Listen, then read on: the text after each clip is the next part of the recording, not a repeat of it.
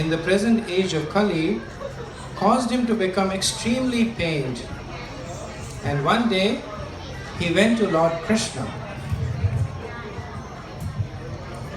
O Lord, behold the age of Kali. So much suffering and pain. People killing each other in the name of religion. Mother Earth is being pillaged. Cows and animals mercilessly slaughtered. The 6 seasons have now just collapsed into 2. Very hot and very cold. It breaks my heart to see all these living entities suffer. Yes, my dear mother. It pains me too. But what to do? But Lord, you are all powerful. With just your very thought, you manifest universes. Nothing is impossible for you.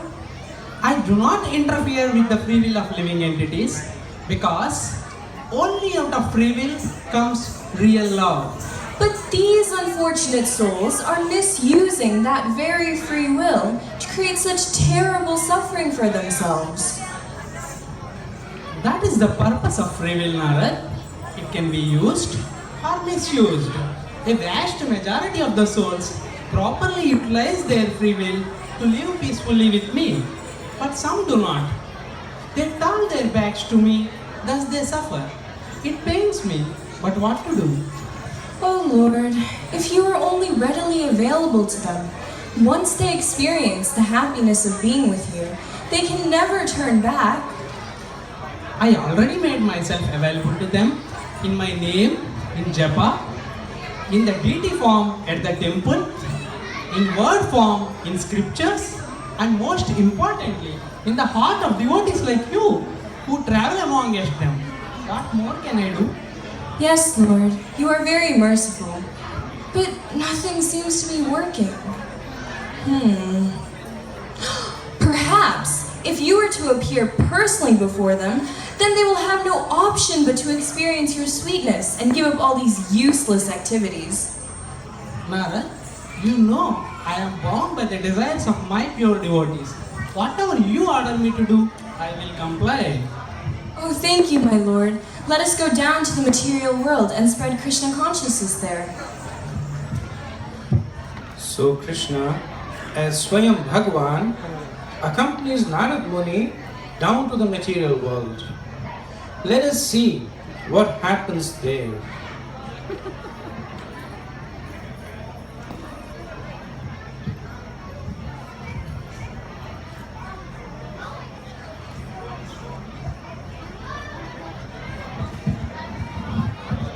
Hello, my dear friend. How are you? Very busy.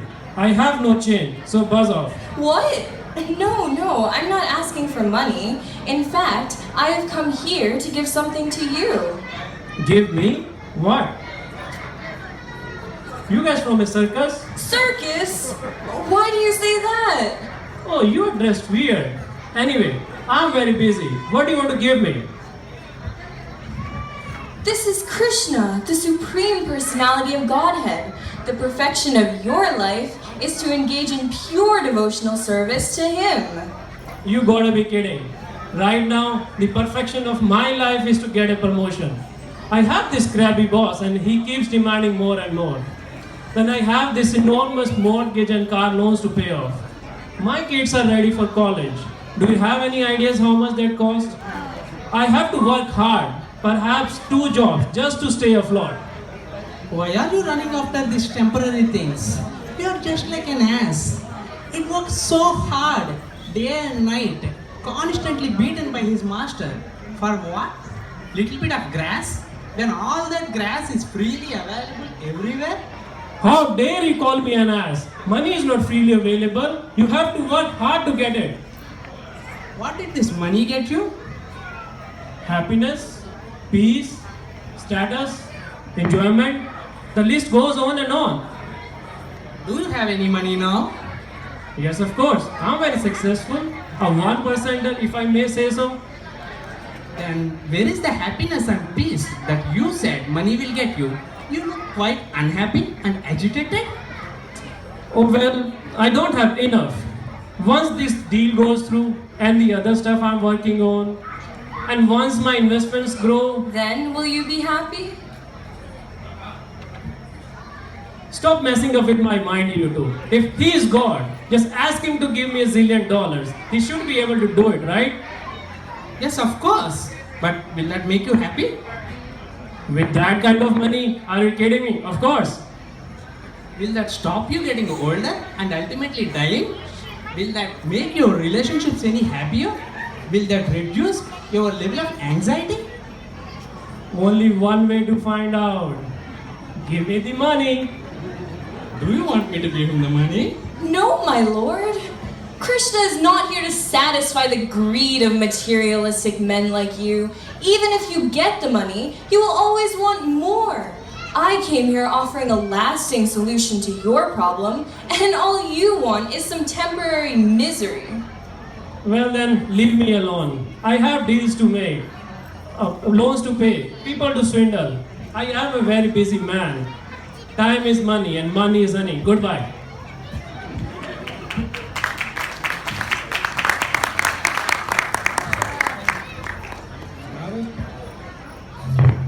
Narad Muni, though taken aback by this unfortunate encounter, still has faith in the potency of Krishna, and he approaches yet another person. Hello, Hello yourself. this is Krishna. Hey Krishna, how's it going? It's going well. No, I don't think you understand. This is Krishna, God. Do you have any idea how fortunate you are today? I can see that he considers himself to be God. I'm cool with that. No, he is God. There is no God. The world runs by the laws of nature. But he is the giver of the laws, the original lawmaker himself. Really? In that case, can you fly? Yes, of course. But will that convince you to surrender to me? Heck no. A bird can fly. A fish can swim. Does that mean that I will start worshipping them as God? I am not that superstitious. Then what will convince you, my friend?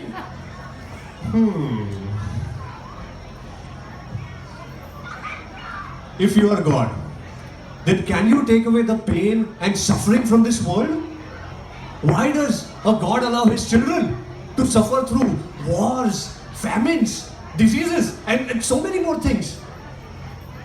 They are suffering because of their prior activities. This is called the cycle of karma. Do good things and you will enjoy. Do bad things and you will suffer. Okay, but if God is all powerful and the individual souls are infinitesimal, then why do you punish them so? Which parent will condemn their children to suffer even if they make a mistake? You have a family, yes? Yes, a wonderful wife and 2 small daughters. Oh, they are so cute. You know, he just killed your 2 daughters. What? Me? Krishna? You villain! How can you? I'm going to kill you! Stop! He made a mistake. Please forgive him. Never! My kids! You villain! Hold on. Your kids are safe. Let us assume they are not. You call the cops and they have taken him to the judge. And if the judge says, let's forgive him, he made a mistake, how would you feel? That would be so unfair. You do the crime, you do the time. Exactly. This is the law of karma. I see what you're doing there. Whew. What a relief. My kids are safe. Yes, what a relief. Krishna, If I were to forgive everyone who committed sinful activities, then the world will be full of sinful people and there is no accountability. The law of karma actually creates an opportunity for the souls to redeem themselves of their past sins and commit to a life of piety. Okay, I understand the law of karma. But if you're God, then why can't you forgive everyone at the same time? and take everyone back to the kingdom of God? Because I have to be equal to everyone. For the pious, I need to reward them with pleasures. For the sinful, with suffering. For my devotees, with my personal association. As one approaches me, so I reciprocate. If not, the sinful will enjoy the same benefits as pious, and unqualified souls will get admitted to Vaikuntha. Well, you seem to be having a logical answer to almost everything. But I'm still not convinced. So please leave me alone. I still don't trust his shifty eye. I'm going to go home and check on my kids. And if anything has happened to them,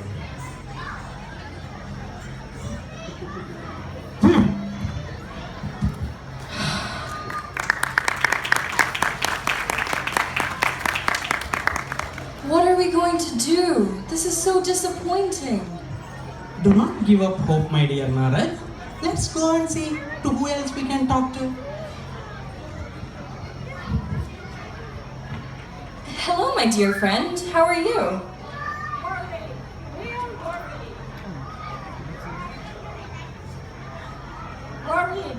Real worry. Yes. This is a place of worry. But I have the solution. Wow. Please tell me that you have a universal vaccine for all these infectious diseases like Zika, MERS, H9N1. And please tell me that you have a method to detect cancer early and cure it. And above all, please tell me that you have a solution for these antibiotic-resistant infections. Zika who? Cancer? No. I think you misunderstood. I was talking of a higher realm where there is only peace and happiness. So you are one of those new age folks who hug and dance while the world is full of problems, possible solutions, and potential pursuits. By the way, who the heck is he? This is Krishna, the supreme personality of Godhead. No kidding! That great know-it-all himself. Say, if you are Krishna, could you tell me how this universe came into existence? Yes, of course. My expansion, Mahavishnu, when he breathes out, universes are created. Wow. When he breathes in, universes are destroyed. Wow. No kidding. There's a dude out there breathing out universes. Poor scientists at NASA has been wasting their time. Say, can I see this dude breathing out universes? No, not with your material eyes, but yes, with spiritual eyes. Wow. Say, may I have those eyes? Sure. May you have that vision. Wow. Look at that. Unbelievable.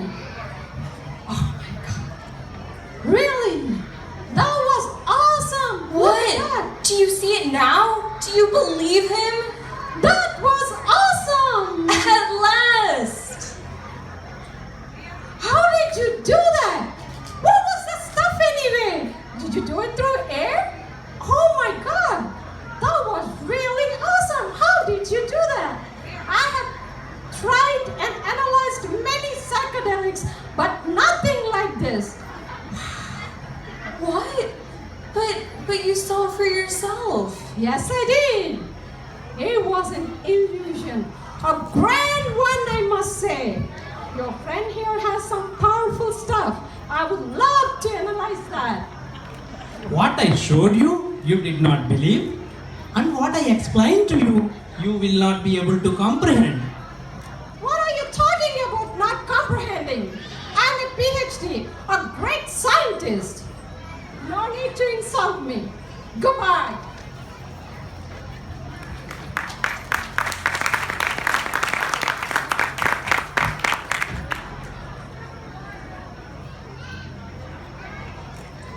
You too look like you are enlightened.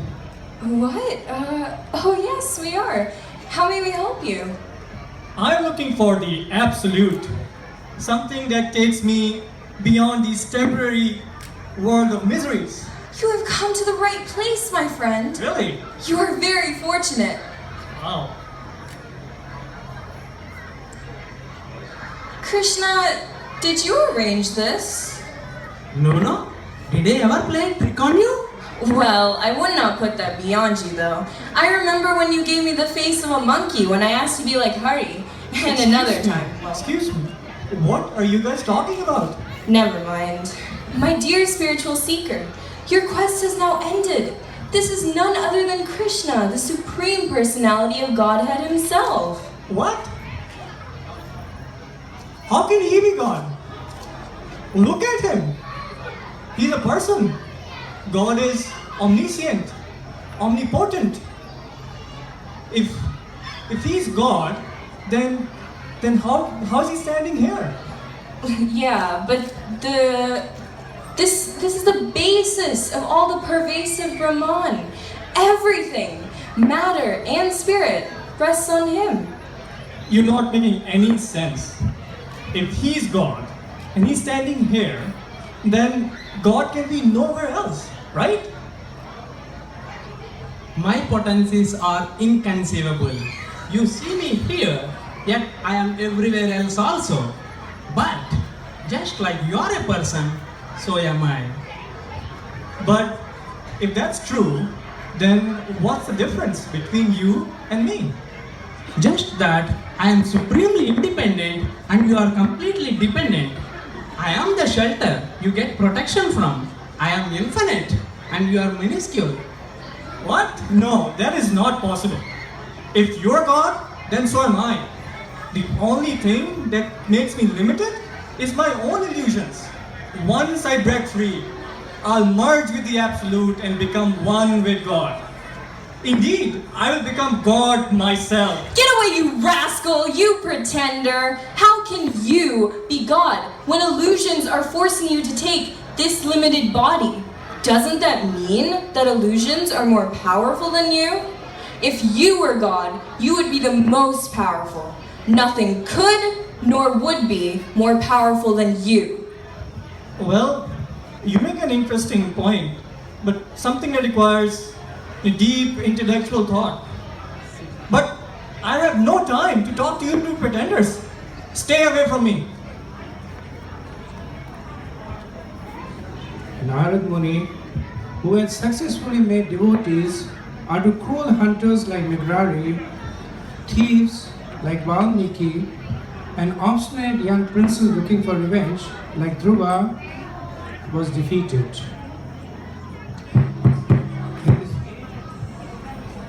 In this age of Kali, despite all the people that Narad Muni approached, he could not convince even one of them to take to devotion, even though Krishna,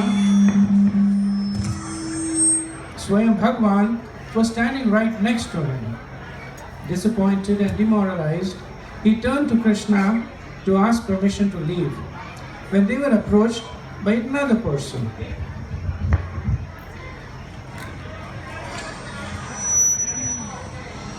Hello there. You look like you're stressed out.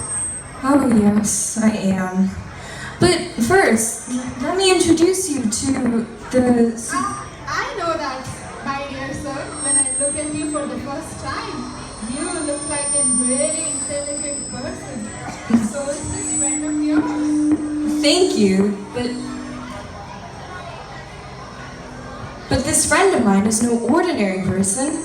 He is none other than... I get it. He is not an ordinary person.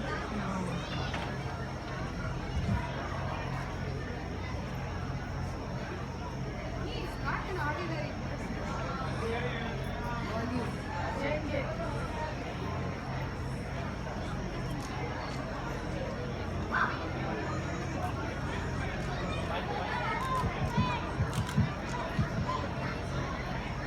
He is not an ordinary person. Neither are you. But you know what? All this stress is not good for you. Have you heard of yoga? Yes, a little bit. He is the original source of yoga. The real purpose of yoga is to establish a relationship with Him. Yes, that's right. But you know what? We all are living in such stressful life. And we are missing the real purpose of life. Why? Do tell me. The real purpose of life is to pray Krishna, to have a connection with Krishna, to establish a relationship with Krishna. Exactly! And this is none other than Krishna. How wonderful! Your parents have named you Krishna? How lucky you are! But would you like to know about the real Krishna, the original Supreme? Sure.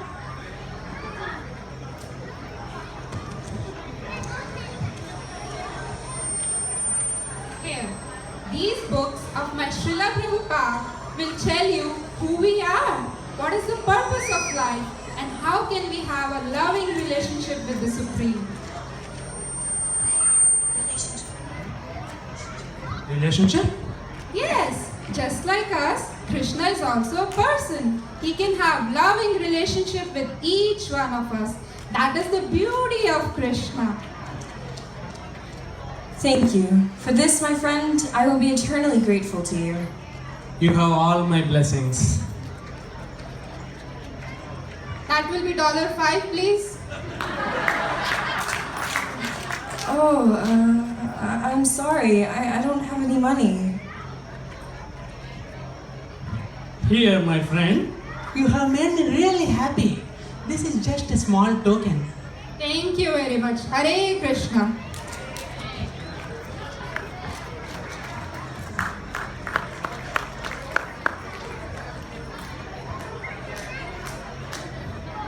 So, Narad, looks like I am not a convincing enough God. But how is that possible? This place is teeming with cheaters pretending to be God, and they have huge followers. But when you, my Lord, personally appear before them, why is no one willing to accept you? Because they are not looking for me, Narad. That's why they are here in the material world. They are pursuing material pleasures and running after those who promise them, even in deceit. Actually, they are running after a mirage. But once you reach a mirage, all you see is sand. Most of them waste their entire lives just running after this mirage. And the few that actually reach there are so convinced about it. They drink the sand thinking it's water. That's the power of material illusion, Narad. When I spoke Bhagavad Gita to my friend and devotee Arjun, I clearly mentioned that these 4 types of people will never take to me. What 4 kinds, O Krishna? The gross materialist, they are too much engrossed in temporary material pleasures. The atheists, they hate the conception of anybody more powerful than them. The so-called intellectuals, because they have too much faith on their limited senses and fallible mind. And the impersonalists, they have been frustrated by relationships. For them, it is impossible to accept that I am a person with whom one needs to establish a loving relationship. That's terrible. Is there no hope for them, my Lord? Yes, there is. The last person who came by saw me through the eyes of scriptures and that of her guru. But she did not recognize you, even though you were right in front of her. She did not have to. She has me in her heart. That's where I reside, in the heart of my pure devotees. Just like you, Narad, they take great pains to deliver the people of this world. How do they do that? Specifically, in this age of Kali, I appeared in my most merciful incarnation of Chaitanya Mahaprabhu. In this incarnation, I distribute love for myself freely to everyone. I do not look at any qualification or even their desires. I force myself on them in the form of my name. Yes, my lord. I was foolish to ask you to come personally when you are already here in your name in the Hare Krishna Maha Mantra, where you quickly give mercy and do not take any offense. Please forgive me, O Lord. Please do not wait for Krishna to appear before you in order to accept him. He is already here. He is here in his name, he is here in his deity form at the temple, and he is here in his teachings in the scriptures. Most of all, I appear in the heart of my devotees and manifest as their mercy. SOS, please utilize this valuable human form of life that I have given specially to make spiritual advancements. Associate with devotees, worship the deities, read Bhagavad Gita and Srimad Bhagavatam, and always chant Hare Krishna, Hare Krishna, Krishna Krishna, Hare Hare, Hare Rama, Hare Rama, Rama Rama, Hare Hare.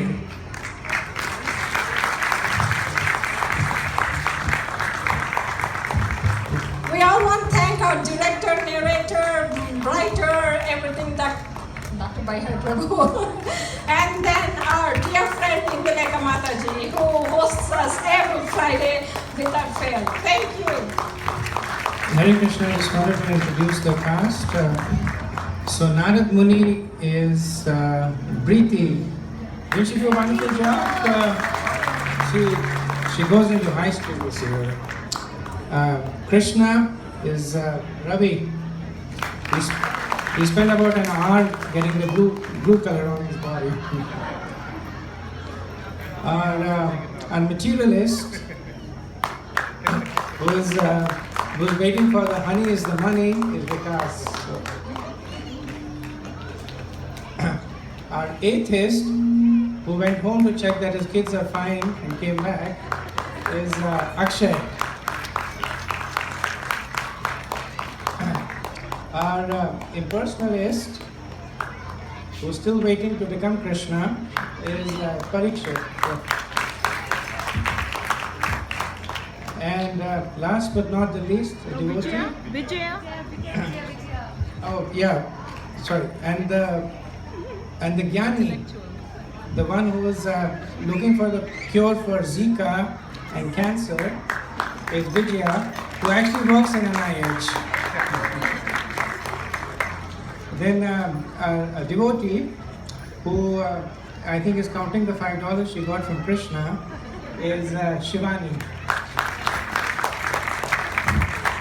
So thank you very much for being appreciated and a patient audience. Hare Krishna.